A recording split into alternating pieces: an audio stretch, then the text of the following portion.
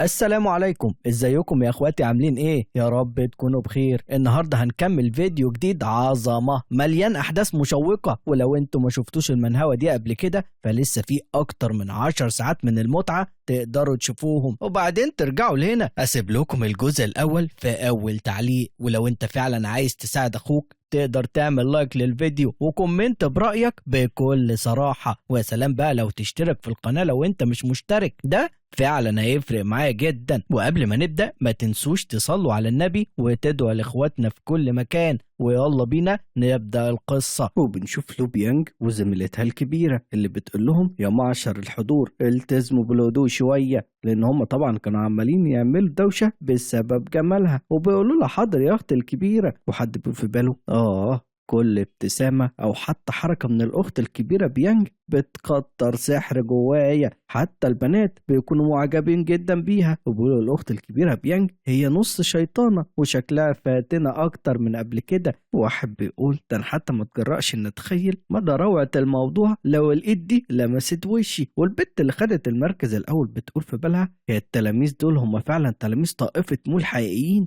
ان انا اشوفهم بعيني المجرده. ده فعلا بيحكوا الخالدين في هيئتهم. والبنت اللي خدت المركز التاني اللي هي غنيه بتقول في بالها يا تشوشي يا تشوشي انت اكيد جاي مش كده، شكلها كده بتكون مجنونه. والبنت اللي خدت المركز التالت بتقول في بالها مقارنه بقوامي البنتين الصغيرين دول بيفتكروا حاجات كتير جدا. انا عارفه ان الرجاله هم اللي بيفضلوا نوعي اكتر من اي حاجه. وبعد كده بنروح تاني للبنتين اللي هم تلاميذ بطلنا، اللي منهم البنت الكبيرة بتقول في بالها في غيابي قابل عم القتالي والمعلم عدد كبير من التلاميذ الخدام، وبعضهم وصل كمان للمستوى الثالث. وبتقعد تقول لنفسها اللي هي لازم تبذل جهد أكبر في الثقل، وده علشان تكون أحسن منهم لأن مستواها ضعيف أصلا. وبعد كده بيانج بتبص لها وبتغمز لها على أساس تثق في نفسها وكده، وهي بتقول في بالها الاخت الصغيره ادتني الاشاره دلوقتي، انا فهمت. وبعد كده بترجع فلاش باك وبنشوف يانج بتقول لها احنا لما نوصل للتلاميذ الخدام عند سفح الجبل اول لما اديك الاشاره بعيني احنا لازم نصون هيبه زعيم الطائفه من غير اي جدال. وبتقول الاخ له لسه زي ما احنا عارفينه دوما. وبعد كده هما الاتنين بيقولوا احنا بندعو زعيم الطائفه بتبجيل علشان يظهر، وفعلا بطلنا بيظهر في المكان بشكله الخرافي وتقنيه الرياح زي ما احنا عارفين. وبعد كده بنشوف تلاميذ الطائفه كلهم بيقدموا الاحترام لزعيم الطائفه بطلنا، وهم بيقولوا ندعو الزعيم بتبجيل علشان يظهر. وكل التلاميذ الخارجيين اللي هم اصلا لعيبه بيقولوا ببالهم لسبب ما انا ما اعرفش ليه، ولكن في اللحظه دي انا بيغمرني شعور قوي بالانتماء كتلميذ لطائفة مو. وبنشوف البت اللي خدت المركز الأول والبنتين التانيين اللي زيها مش بيعملوا أي حاجة. والبنت اللي خدت المركز الأول بتقول في بالها للأسف أنا لسه مش تلميذ لطائفة مو، وأنا مش هقدر أخاطب لوتشو جي بزعامة الطائفة زي ما بيعملوا. أنا فعلا نفسي المرة دي اللي أنا أقدر أنضم لطائفة مو. وبعد كده بطلنا بيقول لهم يا معشر التلاميذ مفيش أي داعي للكلفة دي. وساعتها البنت بتفرح وبتقول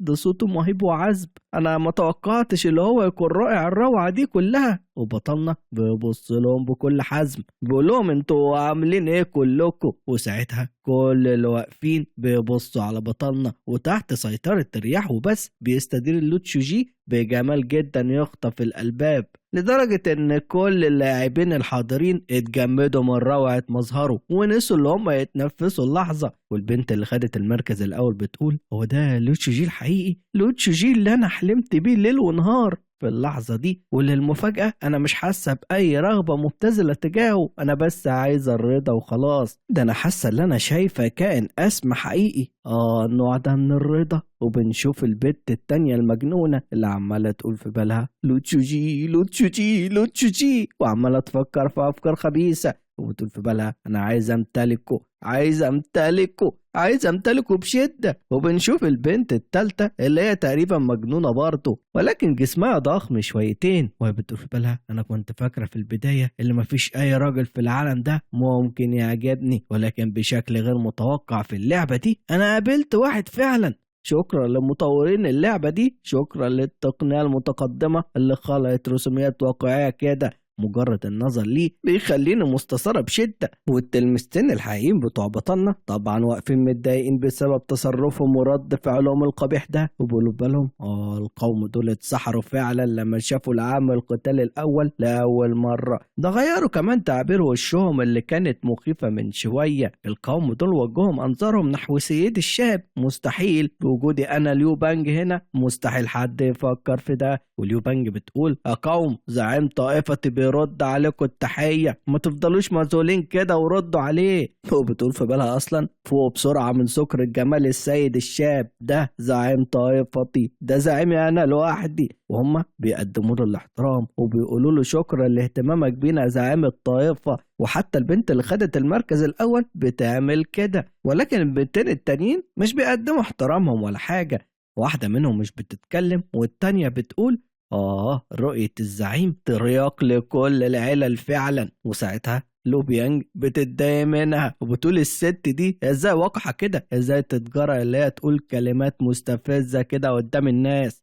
لولا وجود الحشد ده من الناس لكنت بدأت معركة معاها فورا. وبنشوف اختها الكبيرة مستغربة جدا بسبب رد فعلها، وبتقول في بالها هي مالها الاخت الصغيرة بيانج النهاردة، نية القتل بتاعتها طاغية كده ليه؟ ده حتى انا حاسة بقشعريرة في جلدي. وبطلنا بيشوف الست المجنونة وبيقول ايه ده، الست دي لسه زي ما كانت قبل كده، دي بتقعد ترغي من غير تهور وكمان ما عندهاش اي رادع. الست دي في الواقع انا مش عايز افتكرها اصلا لان هي اتلعبت بيها في حياتها اللي فاتت. وبنشوف اللي فيه فلوس كتير جدا في الهوا. ده مشهد في فلاش باك يا شباب، وهي بتقول له يا اخويا الصغير جلدك قوي، اختك مبسوطة جدا دي علشانك، والمرة الجاية لو احتجت اي حاجة فانت ممكن تدور على اختك دي تاني. وساعتها هي بتسيبه وبتمشي. وبطلنا بيقول في الوقت ده كنت انا وهي لاعبين في عالم تيان شوان، وكنا كمان في مجموعة الدردشة ذاتها. علشان كده وبعد شوية تواصل احنا رتبنا لقاء مرة واحدة، وطالما انا كنت اللي بيدفع للناس فلوس، ولكن المرة دي المرة الاولى اللي انا اخد فيها فلوس من حد. انا كنت فاكر ان الدور هيجي عليا علشان ادفع، ولكن بشكل غير متوقع هي دفعت الحساب اسرع مني حتى. وبالنظر لقيمة الفلوس دي انا ادركت فجأة اللي هي كانت بتتلاعب بها اصلا.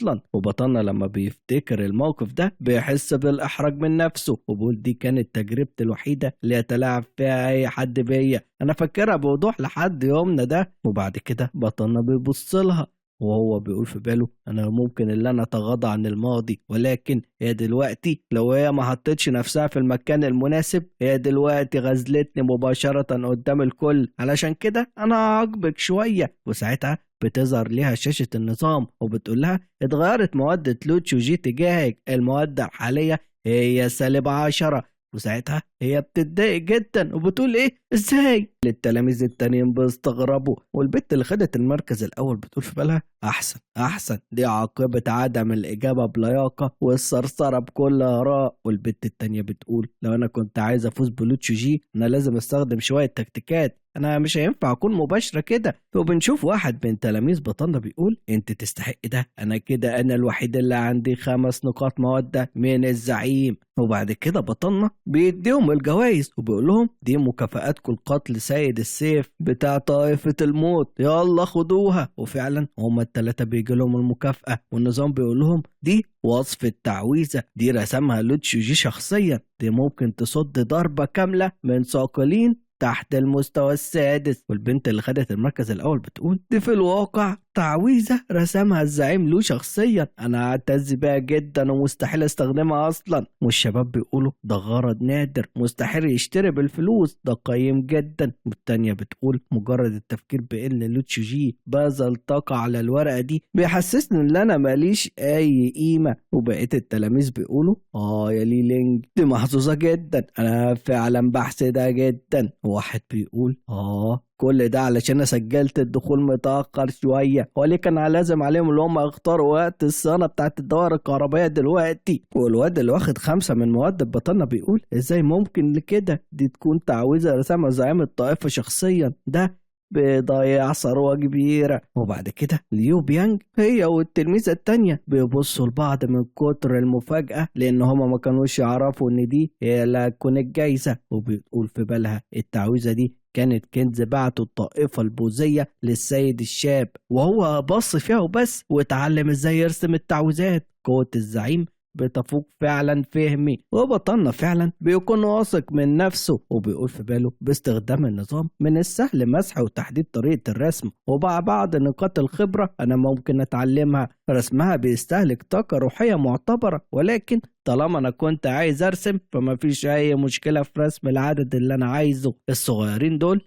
لسه قليلين الخبرة، وبطلنا بيقول إن هدفه هو إثارة حماسة كل لاعبين طائفة مو علشان يرفعوا مستواهم، ودي مش حاجة صغيرة، دي مش حاجة كافية برضه، أنا محتاج إن أنا أصب شوية زيت على النار. وبطلنا بيقول يا لي لينج لينج، انت سيدة التحكم الدقيق، انت المختارة. وبقول كده في باله، وبعد كده بيقول لها انت جيت في المركز الأول في المهمة دي، أنا ممكن أديلك مكافأة إضافية، فانت عايزه ايه؟ وهي بتقول له ايه، انا لسه ممكن احصل على مكافآت؟ وساعتها البت التانية الرخمة وبتبص لها وبتقول لها ده امتياز انك تكون الاول، في المرة الجاية انا عايز اكون الاول برضه. والبت التانية بتقول في بالها المركز الاول ليه مزايا زي دي، انا لو كنت في المركز الاول انا كنت اخد نزال مع لوتشو جي في عديها عشان احنا في رمضان كريم عليكم يا اخواتي، خلونا نعتبرها نزال وخلاص. ولي لينج بتقول له وانا ممكن اتتلمذ على ايدك؟ وساعتها كل الناس اللي واقفه بيقولوا ايه، هي ازاي تتجرأ على ده؟ دي بتطلب في الواقع لا تتلمس بشكل مباشر على ايد لوتشوجي. واليو بانج بتقول في بالها وهي في ايه، ده زعيم الطائفة ما عندوش غير هاي تنج كتلميذ ليه لحد النهاردة، وما قبلش اي تلميذ تاني ولا حتى تلاميذ خدام. السيد الشاب مش بيقبل تلاميذ ابدا، طلبها ده على الارجح حاجة هي اختلقته في محاولة بائسة للتقرب منه. للأسف السيد مستحيل يوافق، والواد اللي واخد 5 مودة من بطلنا بيقول في باله ايه الوقاحة دي، ده انا عندي 5 نقاط مودة ولسه تلميذ خادم، هي بتحاول تنط فوقي ولا ايه؟ هي عايزة تكون التلميذة الشخصية عند زعيم الطائفة؟ ده انا حتى ما اتجرأتش ان اطلب حاجة زي كده. لينج لينج انت بتسبق الاحداث فعلا. وبنشوف البت الغنية بتقول دي طريقة رائعة، انا ساعتها ممكن اشوف لوتشوجي كتير. والبت التانية الكبيرة بتقول ده تكتيك ملتوي، البنت الصغيرة دي عندها شوية دهاء. وبطلنا بيقول في بالها وهو بيبص لها باحتكار ايه، هي دي تلميذة متمردة تانية عايزة تتقرب من معلمها؟ هو بقى عدم الاحترام للمعلم والأسلاف موضة رائجة في الأيام دي، وهو أصلا كان اتجوز المعلمة بتاعته قبل كده وهو بيعرف ده، وبالرغم اللي أنا واحد منهم أنا كمان. وبعد كده بيقول في باله ومع ذلك مسألة اللي أنا يكون عندي تلاميذي دي في الواقع قضية حساسة جدا، وسواء اللاعبين اللي تحت أو يورو وحتى لو بيانج اللي فوق كلهم بيراقبوني زي النمور اللي بتترصد فرائصها. بمجرد ما افتح الباب انا الان اللي هتدفق عليا سيل لا ينتهي من التلاميذ علشان اقبلهم في المستقبل، ولكن بكل بساطة أنا ما عنديش الطاقة علشان أدير العدد الكبير ده من التلاميذ، أنا محتاج أفكر في حل يفيد الطرفين، وده مش هيحفز مجموعة اللاعبين الأغبياء دول وبس، ده كمان ممكن يكون مرهق جدا بالنسبة لي، والأهم من كده ممكن ان انا اجلب سيدة الادارة الدقيقة دي بالكامل تحت لواء طائفة مو. وساعتها بطلنا بيلاقي الحل وبقول اخيرا لقيتها، وبقول لها رغم اللي انت جيتي في المركز الاول في المهمة دي، ولكن انت لازم تدرك اللي انت مش الفائزة الوحيدة، ولو انت كنت عايزة تكوني تلمستي فالاستحقاق ده مش كفاية خالص. وساعتها كلهم بيرتاحوا، انا معرفش ايه سوء النية اللي فيهم دي. وحتى البنتين التانيين اللي كسبوا بيقولوا في بالهم ده منطقي، ازاي ممكن تتحول لتلميذة لوتشوجي بالسهولة دي؟ والتانية بتقول يا للراحة، ودلوقتي انا حاسة بتحسن كبير. ولكن لي لينج بتقول لينج بتتفهم، لينج هتعمل بجد اكبر في المستقبل. وبتقول في بالها ما تيأسيش يا لينج، انا حصلت على المركز الاول المرة دي وهحصل عليه تاني في المرة الجاية عاجلا ام اجلا، وهو هيتأثر بيا.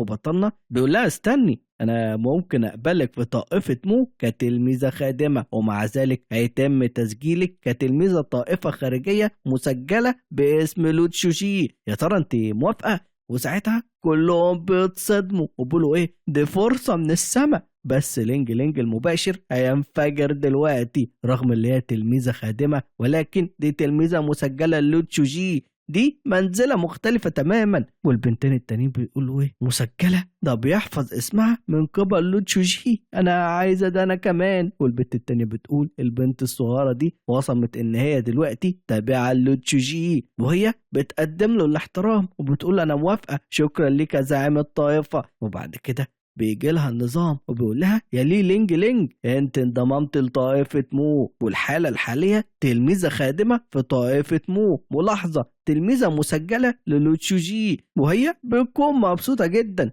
ومن كتر الفرحة بتمسك ايد الواد اللي هو كان بيتخانق معاه من شوية اصلا، وبتقعد تلف في الهوا وبتقول اخيرا اخيرا جه اليوم يا لي لينج لينج. وابو لها سيبينا يا ست انت وليا، اغربي عن وشي والا هنفوقك دلوقتي. وبعد كده الشباب بيقولوا ببالهم حاسس الست دي كويس جدا، ده حظها كويس بشكل مبالغ فيه، البث المباشر هينفجر دلوقتي، الغيرة أعمت عيوني تماما، أنا المرة الجاية لازم أحتل أنا المركز الأول. وكل التلاميذ بيقولوا كده، وطبعا كلهم عايزين يوصلوا للوتشوجي. وبطلنا بيقول في باله من السهل جدا ان افهم افكاركم الصغيره يا شباب، من الافضل ليكم اللي انتوا ترفعوا مستوياتكم، وهيكون في فرص كتيره جدا علشان تشتغلوا عندي في المستقبل. وبعد كده وهو قاعد منخرط مع التلاميذ بيجي له سيف طائر، والسيف ده بيكون فيه رساله. وبطلنا بيقول ايه، دي رساله على سيف طائره من مو دينج فينج، ومش المفروض اللي هو كان بيتجول في الجبال؟ يا ترى معقول اللي هو لاحظ حاجه او اكتشف حاجه مهمه؟ وبعد كده بطلنا بيقول للتلميذتين اتولوا انتوا المواضيع دي، انا عندي حاجه عاجله لازم اهتم بيها الاول، انا همشي دلوقتي. وهم بيقولوا له حاضر يا زعيم الطائفه. وبعد كده بياخد السيف وبيقرا الرساله، وبيقول في باله الولد ده اكتشف بالفعل الاطلال السريه لطائفه قديمه من الرتبه الاولى، دي طائفه تونج تيان. وبيقول لو ده كان حقيقي فدي فرصه لطائفه مو. وبعد كده بيروح عند اخته وهي بتقرا رساله وبتقول ايه، طائفه قادمه من الرتبه الاولى دي بتمتلك اكيد ارث استثنائي جوه عالمها السري، اكيد في شويه تقنيات صقل وكنوز، ده ممكن كمان يكون في تقنيه سريه تقدر تساعد صاقل من العالم الثامن اللي هو يخترق، وبالطريقه دي مش هيكون المعلم في خطر. وبطلنا بيكون قاعد بيشرب الشاي ومراته بتقول له اللي قالته ليز الصغيرة منطقي، ولكن مودونج فينج لوحده مش هيقدر بالتأكيد اللي هو يستكشف العالم السري ده لوحده، احنا المفروض نبعت شخص علشان يساعده. واخت بطلنا بتقول انا هروح انا، ولكن شنيان بتقول لها التشكيل العظيم اللي بيحمل جبل لسه بيتصلح وكمان بيستبدلوه، ده وقت حرج جدا مش هتقدري تمشي دلوقتي، انا ممكن اروح يا لوتشوجي، انت رجعت دلوقتي للطائفة علشان كده لازم اللي انت ترتاح لك كام يوم. بطنة بيقول انا عارف طباع الولد مو دونج فينج ده احسن من اي حد تاني، علشان كده المفروض اكون انا الشخص اللي لازم يروح، انتوا احرسوا بوابات طائفة مو واستنوا الاخبار السارة. ومراته بتقول له بس انت خدت دلوقتي معركة ضارية مع ثقل شيطاني عظيم من العالم السابع وجسمك واخته بتقول له ايوه يا اخويا فكر في الموضوع. وبطلنا بيقول المعركة الأخيرة سمحت لي إن أخش مرحلة الكمال العظيم للعالم السادس، وممكن دي تكون فرصتي علشان أخترق للعالم السادس وأخش العالم السابع. غير كده بالنسبة لحالتي الجسدية فشنيان انت أحسن واحدة عارفة الموضوع ده. وهي بتتكسف ساعتها وبتقول له انت يا عم انتبه لكلامك. وطبعا اخته مش فاهمه اي حاجه، وانا مش هشرح اكتر من كده يا شباب. وساعتها بتخش لو بيانج وبتقول له يا زعيم الطائفه في الرحله دي لو بيانج بتطلب بجراءه اللي هي تيجي معاك. وبطلنا بيقول في باله ايه ده، البنت دي بتبدا عرضها تاني ولا ايه؟ بمهاراتها دي هي عارفه ازاي تستميل قلوب الناس. ليز الصغيره والشنيان ممكن يكون كشفوا حقيقتها بالفعل، وهم بيقولوا في بالهم البنت دي كانت مستخبيه ورا الباب وعماله تتنصت علينا طول الوقت، انا بحس السماوي انا ما قدرتش ادركها. وشنيان بتقول في بالها البنت دي بتعيد القاره، كل ما غر اللوتشي بتصر اللي هي تروح وراه، التلميذه الصغيره دي معجبه فعلا بيه. واخت بطلنا بتقول له يا لو بيانج ارجعي، عند زعيم الطائفه عمل مهم المره دي وانت مش لازم تسبب المتاعب. وهي بتقول لا انا مش هسبب المتاعب لزعيم الطائفه خالص. وبطلنا بيقول ان انا اسمح لها اللي هي تيجي معايا دي فرصه كويسه ليها، وساعتها هم بيستغربوا. وبطلنا بيقول العالم ده هو عالم سر لطائفه تونج تيان القديمه من الرتبه الاولى، بالاضافه اللي احنا بنمتلك حظ مودونج فينج الكويس في صفنا، والرحله دي في الواقع فرصة عظيمة لطائفة مو الخاصة بينا، وبما إنها فرصة عظيمة فكل ما زاد عدد التلاميذ اللي هنحضرهم معانا زادت الفرص اللي ممكن نحصل عليها.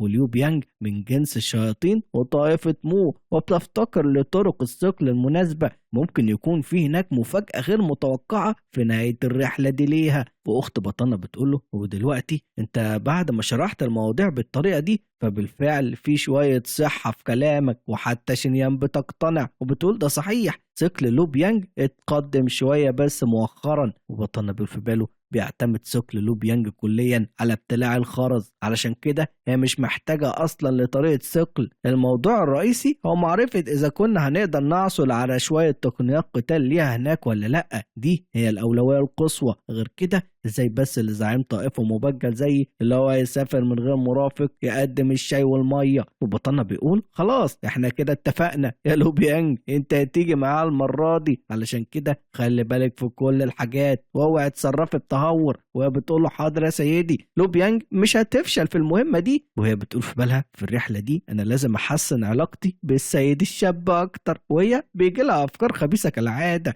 وبتقول في بالها لو بيانج يا لو بيانج اظهر المهارات الحقيقية لعشيرة الثعلب السماوي، دي ممكن تسحر 10,000 شيطان، علشان كده الثعالب من تحت الجبل بياخدوا مكانك قلب السيد الشاب. وقصدها هنا على الثعالب اللي تحت الجبل دي هم التلاميذ الخدام اللاعبين يعني. وهنا بيكون خلص الفيديو بتاعنا النهاردة، يا رب يكون عجبكم. اكتبوا لنا رأيكم وتوقعاتكم في الكومنتات، ولو لسه ما اشتركتش في القناة هنا في قناة منهوات فياريت تشترك، والقناة بتاعت منهوات هتلاقيها في أول كومنت. يلا مستني ايه يا صاحبي؟ ويا ريت تنضموا لجروب التليجرام، هناك هننزل لينكات القصص كلها بالترتيب، وكمان لو في منهوة عايزين نعملها فابعت لي على الانستا، وده برضه هتلاقيه في اول كومنت. وفي الاخر عايز اشكركم على دعمكم الجبار ليا، ودمتم سالمين. يلا سلام.